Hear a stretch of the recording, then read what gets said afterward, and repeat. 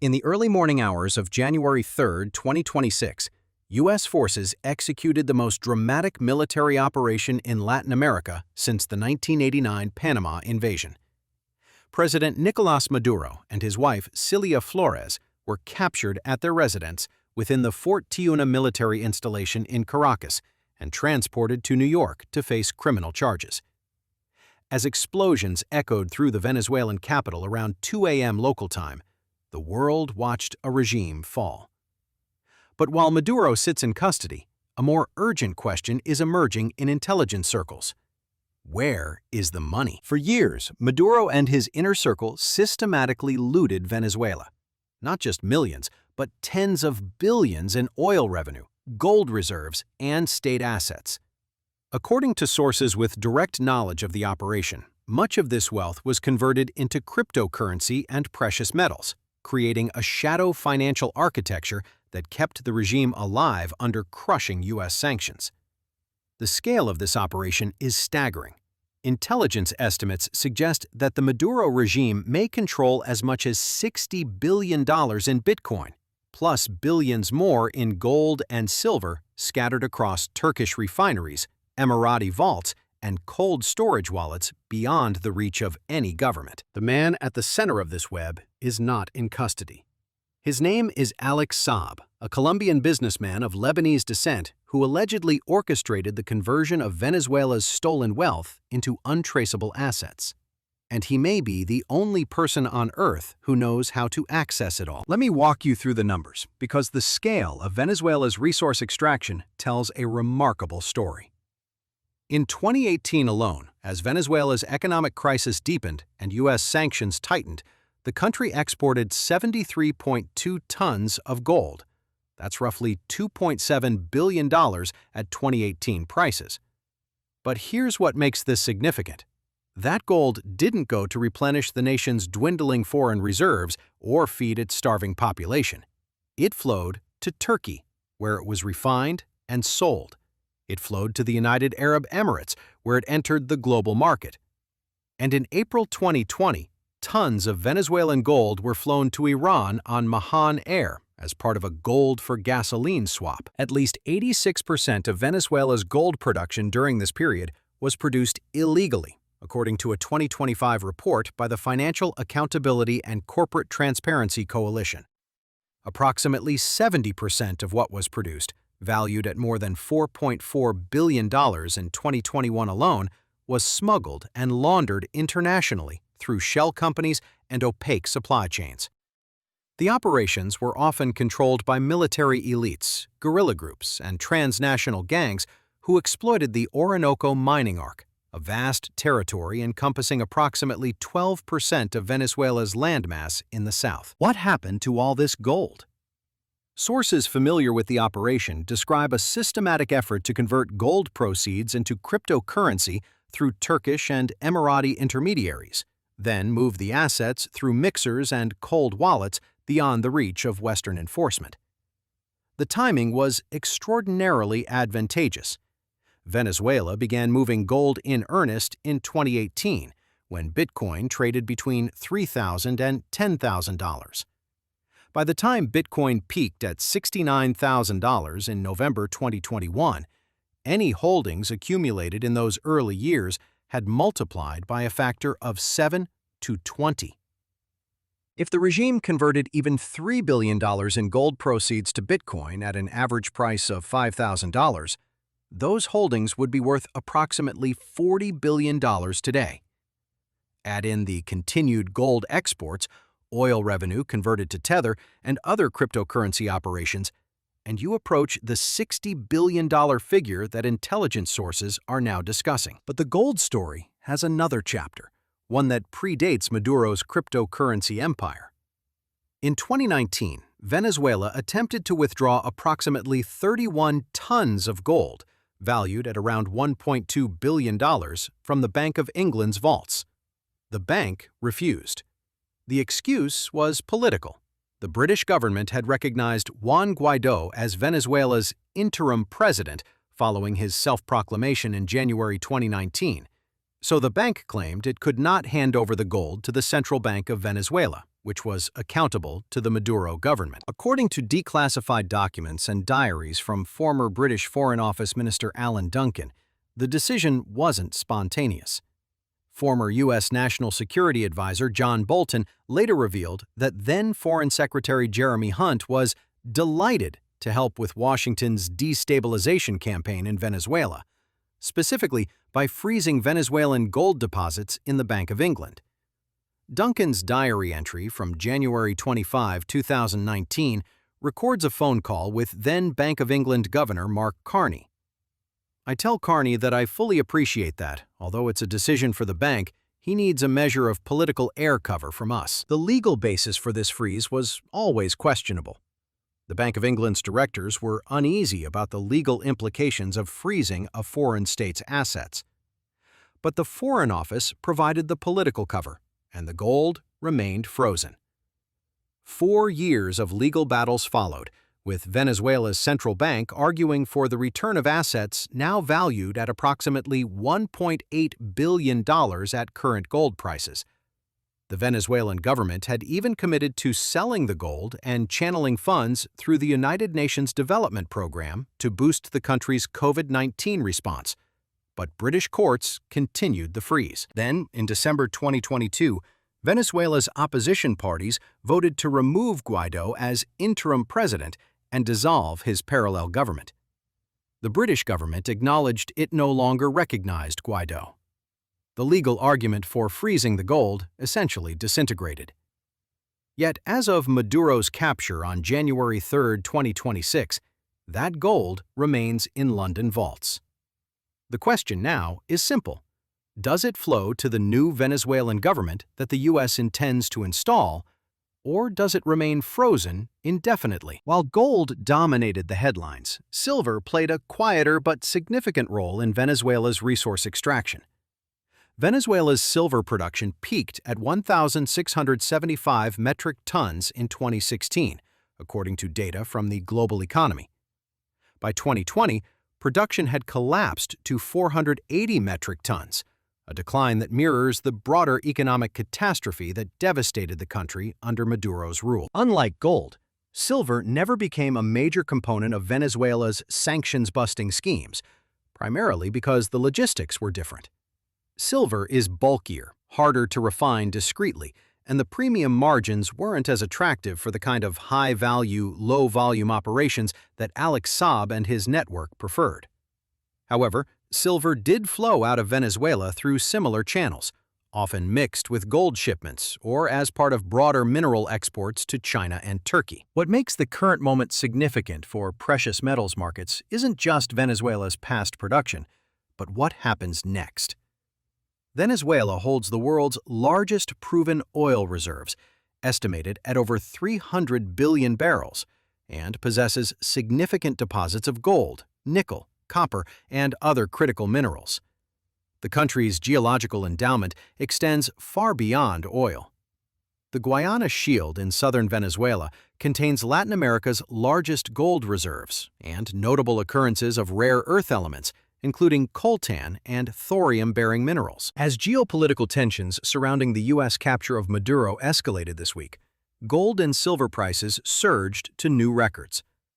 By late December 2025, spot gold reached above $4,490 per troy ounce, and silver neared $70 per ounce. These are not normal market movements. Silver, in particular, posted annual gains of around 130 to 140% throughout 2025, reaching record levels driven by safe haven demand, fears of supply disruption, and renewed great power competition over resources. Understanding the full scope of Venezuela's hidden wealth requires understanding Alex Saab. This Colombian businessman of Lebanese descent didn't simply facilitate corruption. He architected an entire shadow financial system that allowed the Maduro regime to survive years of what should have been crippling U.S. sanctions. Saab's role began with food contracts. In 2016, he was instrumental in creating the Local Committees for Supply and Production, a politically driven, subsidized food distribution program in Venezuela.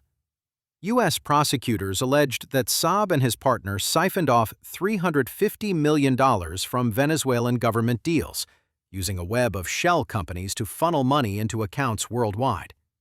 But food was just the beginning. In 2015, Trading Energy and Coal, Trenico, a shell company linked to Saab, was awarded a $4.5 billion contract with state oil company PDVSA. Saab also facilitated the export of Venezuelan gold of dubious origin to Turkey, Iran, and other countries. Between 2004 and 2014 alone, an estimated $11 billion in funds went missing from PDVSA, according to a 2016 investigation by the Venezuelan National Assembly. What made Saab particularly dangerous to U.S. sanctions was his ability to create legitimate-looking structures around criminal operations. He blended humanitarian assistance with money laundering, making it politically difficult to shut down his networks without appearing to harm Venezuela's suffering population. His specialty was trade-based money laundering, a technique that uses legitimate import-export businesses to move illicit funds across borders. But the gold-to-cryptocurrency operation elevated Saab from mere facilitator to financial architect of regime survival. Sources describe how gold would flow from illegal mines in the Orinoco Arc to collection points controlled by military officials. From there, it moved to ports for export to Turkey and the UAE. Once refined and sold, the proceeds didn't return to Venezuela's central bank.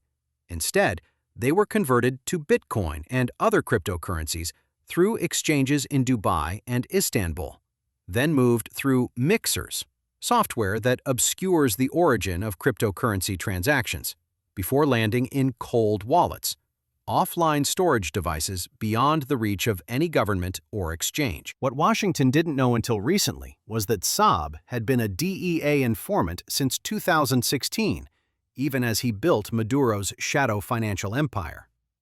Court documents revealed this stunning detail after Saab's arrest in Cape Verde in June 2020 and subsequent extradition to the United States in 2021. Then, in October 2023, the Biden administration released Saab in a controversial prisoner swap to secure the freedom of detained Americans in Venezuela. Today, Saab is free, and he may still control the keys to Venezuela's stolen fortune. The crypto component of this story deserves careful examination because it represents a genuine evolution in how authoritarian regimes evade sanctions. The numbers are provocative. If the regime converted $3 to $5 billion in gold proceeds to Bitcoin between 2018 and 2020, when prices ranged from $3,000 to $10,000, and held those positions through the 2021 peak, the returns would be staggering. But it wasn't just gold.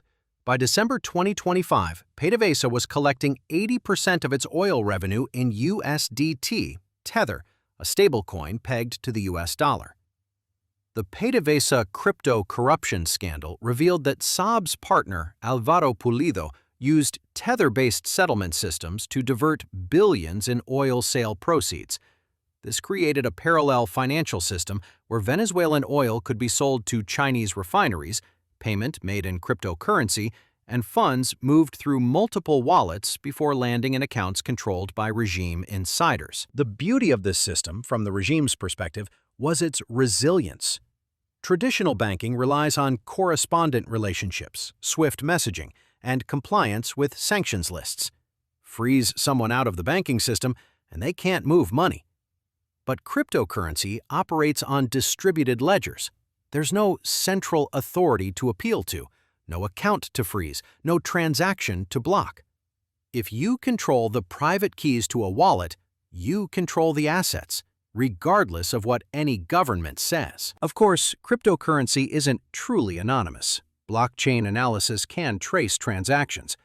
But with sufficient sophistication, using mixers, multiple wallets, privacy coins like Monero, and strategic timing, it becomes extraordinarily difficult to prove who controls what.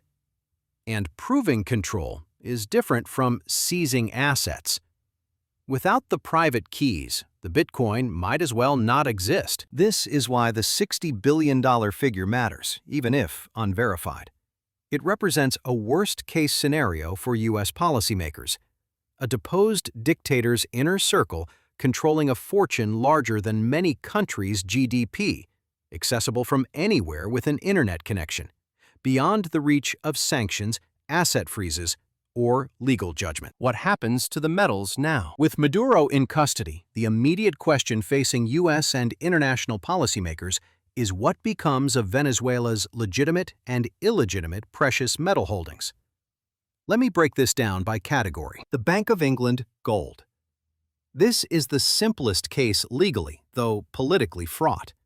Approximately $1.8 to $2 billion in Venezuelan gold sits in Bank of England vaults, frozen since 2019. With Guaido's interim government dissolved and Maduro captured, the legal basis for the freeze is gone. The gold technically belongs to Venezuela's central bank. The question is, who controls Venezuela's central bank? President Trump claimed that Vice President Delcy Rodriguez had been sworn in as president and would work with the U.S. However, opposition leader Maria Corina Machado, who won the 2025 Nobel Peace Prize for her pro-democracy efforts, insists that Edmundo González Urrutia should assume power as the legitimate winner of the contested 2024 election.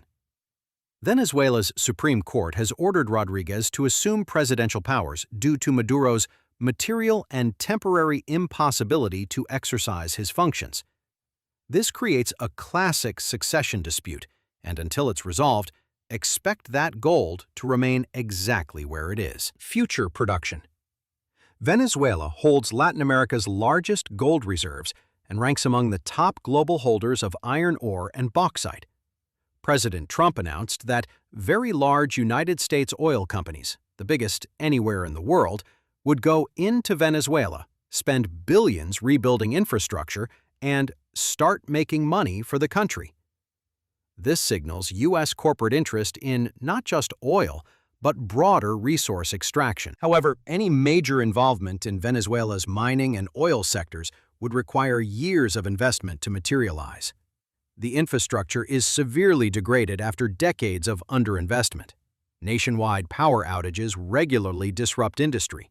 Skilled labor has fled the country, and the political situation remains unstable, with Russia, China, Cuba, and Iran all condemning the U.S. action and offering support to whatever Venezuelan government emerges. The cryptocurrency wildcard.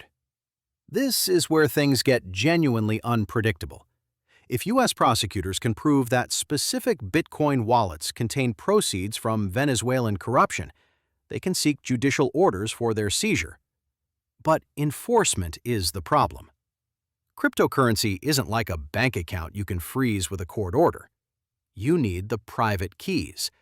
And if those keys are held by Saab or other regime insiders, no amount of legal proceedings will unlock the wallets. The U.S. government has become quite sophisticated at cryptocurrency seizures over the past 5 years.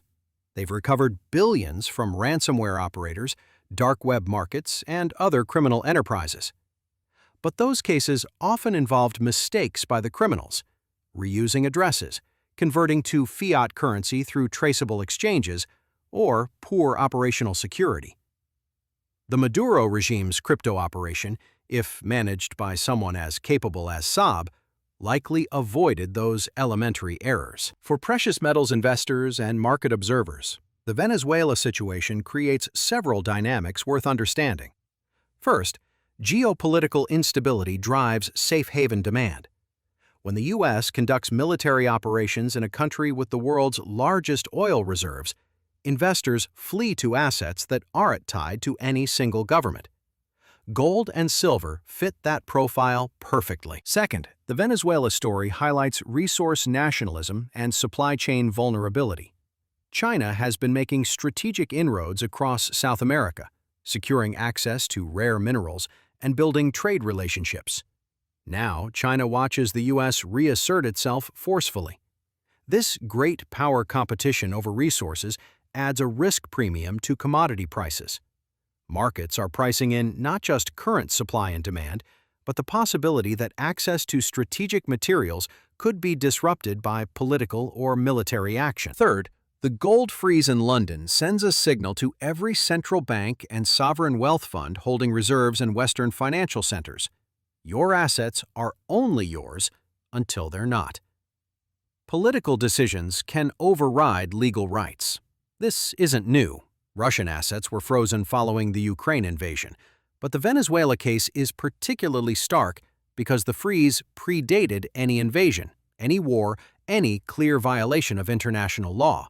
It was purely political, justified by recognizing an opposition figure who never controlled Venezuelan territory. The long-term consequence may be accelerated de-dollarization and a shift toward holding reserves in physical form within national borders or in cryptocurrency beyond any government's control.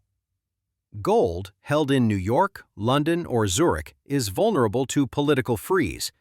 Gold held in Beijing or Moscow is not. Bitcoin held in a cold wallet is vulnerable only to theft or lost keys, not sanctions. So we return to the central mystery. Does a deposed Venezuelan regime actually control $60 billion in Bitcoin? The honest answer is, we don't know. The figure comes from human sources, human intelligence, not blockchain analysis. It's an estimate based on known gold exports, suspected conversion rates, and informed speculation about timing and holding strategies. But the mathematics are provocative enough to take seriously. Venezuela exported at least 73.2 tons of gold in 2018, worth roughly $2.7 billion.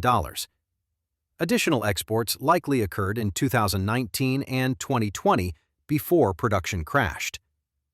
If even half of those proceeds, say $5 to $7 billion, were converted to Bitcoin at an average price of $5,000 to $7,000, the holdings would be worth $35 to $50 billion today, with Bitcoin near $100,000. Add in oil revenue collected in cryptocurrency, funds from the PDVSA crypto schemes, and other regime assets converted to digital form, and reaching $60 billion becomes plausible. Not certain, not proven, but plausible. The counterargument is that such a large position would be difficult to accumulate without moving markets, and even harder to liquidate. Buying $5 to $7 billion in Bitcoin over several years requires going through exchanges, which creates transaction records and compliance obligations. But authoritarian regimes with state resources can structure purchases through dozens of intermediaries, over-the-counter deals with miners, and direct negotiations with large holders. It's not impossible, just difficult. Similarly, liquidating such a position would be challenging but unnecessary. Bitcoin functions as a store of value. You don't need to convert it all to fiat currency to use it. You can borrow against it, spend it directly with counterparties who accept it, or slowly liquidate small amounts through multiple channels. A $60 billion position isn't a problem to solve, it's generational wealth to preserve. If you're holding physical gold or silver, the Venezuela situation validates your thesis. We're watching in real time how easily paper claims and electronic balances can be frozen by political decisions. Physical metal in your possession cannot be sanctioned, cannot be frozen, cannot be wished away by a judge's order. If you're watching cryptocurrency markets, the Venezuela story demonstrates both the promise and the peril of digital assets as sanctions evasion tools. The promise: truly uncensorable money that no government can control. The peril: association with criminal regimes and corrupt officials, which invites regulatory crackdown and makes mainstream adoption more difficult. For commodity markets broadly, Venezuela's resource wealth, the world's largest oil reserves, extensive gold deposits, significant copper and nickel, remains largely theoretical until political stability returns and investment flows back. This could take years, even with U.S. support for a new government. Infrastructure doesn't rebuild overnight, and skilled workers who fled during the crisis won't return immediately. The precious metals rally that accompanied the Venezuela tensions, Gold above $4,490, silver near $70, reflects not just this single event, but a broader pattern of great power competition, monetary instability, and resource nationalism. These structural forces aren't going away. Whether Maduro's regime stashed $60 billion in Bitcoin or not, the underlying drivers of precious metals demand remain intact. As this remarkable story continues to unfold, several questions remain unanswered. Will Alex Saab cooperate with U.S. authorities and reveal the location of regime assets? His history as a DEA informant suggests he might, but his October 2023 release in a prisoner swap complicates matters. Did the U.S. government secure his cooperation as part of that deal? Or did they simply trade away one of their most valuable sources on Venezuelan corruption? What becomes of the frozen gold in the Bank of England? Does it flow to whatever government emerges in Venezuela? Or does it remain locked in legal limbo for years while succession disputes play out? Can U.S. companies actually rebuild Venezuela's oil and mining infrastructure? Or will Chinese and Russian influence, plus local resistance to American intervention, make this impossible? Trump's announcement that U.S. oil majors will develop Venezuelan reserves assumes a level of political stability and local acceptance that may not materialize. And most intriguingly, if the $60 billion Bitcoin fortune actually exists, who ultimately controls it? Is it Maduro himself from his cell in New York? Is it Saab, now free and potentially beyond U.S. reach? Is it a small circle of trusted operatives who each hold partial keys, requiring cooperation to access the funds? Or has it already been moved, split, and distributed in ways that make recovery impossible? Step back from the specific details of Venezuelan corruption, and you see a broader story about how wealth, power, and technology are intersecting in the 21st century. For most of human history, controlling territory meant controlling wealth. The gold was in the ground, the oil was in the wells, and if you held the land, you held the resources. But we're moving into an era where wealth can be digitized, encrypted, and made portable in ways that divorce it from geography. A dictator can flee his country with nothing but the private keys to a cryptocurrency wallet stored in his memory, and he's carrying more wealth than entire nations. That's never been possible before in human history. Similarly, we're seeing how financial infrastructure has become weaponized. The ability to freeze assets, block transactions, and exclude nations from banking systems isn't just an economic tool anymore. It's becoming a primary instrument of foreign policy. And adversaries are adapting, developing systems, cryptocurrency, alternative payment networks, gold reserves held domestically, that reduce vulnerability to these weapons. The Venezuela story is a case study in both the power and the limits of financial warfare.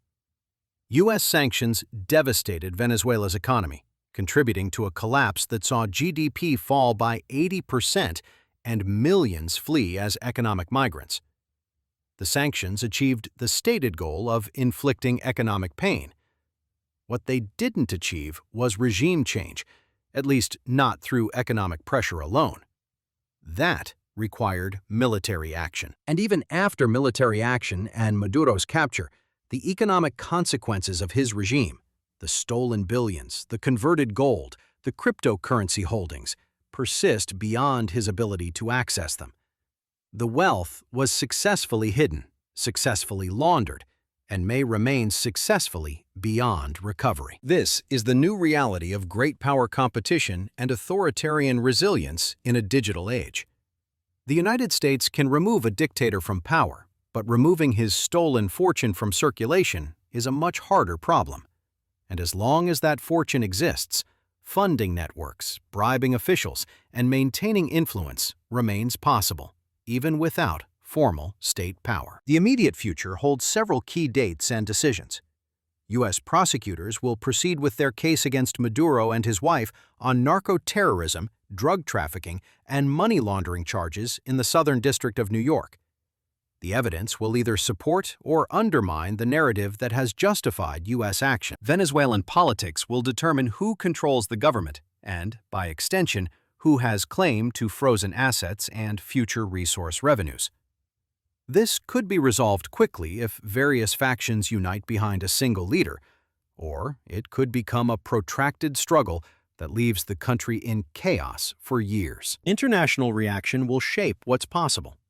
If China, Russia, and Iran actively resist U.S. efforts to install a friendly government, Venezuela could become a proxy battlefield for great power competition. If they accept the outcome as a fait accompli, Venezuela might stabilize relatively quickly, and markets will continue processing what this means for commodity supplies, geopolitical risk, and the role of precious metals in a world where paper wealth can be frozen, but physical and cryptocurrency holdings cannot. For those watching from outside, the Venezuela situation provides clear lessons. Political risk is real and increasing. Asset diversification across jurisdictions, forms, and custody arrangements is more important than ever. And the intersection of technology and finance is creating opportunities and vulnerabilities that we're only beginning to understand. The $60 billion question about Maduro's Bitcoin fortune may never be fully answered, but asking the question reveals deeper truths about how power, wealth, and technology are evolving in ways that challenge traditional assumptions about sovereignty, sanctions, and the nature of money itself. As we move further into 2026, watch what happens with Venezuela's gold in London. Watch whether Alex Saab emerges with revelations about regime finances. Watch how quickly, or slowly, U.S. companies move into Venezuelan resource development. And watch precious metals markets for signals about how investors are processing the geopolitical and monetary implications of what we've just witnessed. The era of easy assumptions about asset security and government control is over. What replaces it will be shaped by stories like Venezuela's. Stories about how wealth moved, who controlled it, and what could or couldn't be done to recover it. We're watching the future of finance unfold in real time, and the lessons from Venezuela will resonate for years to come.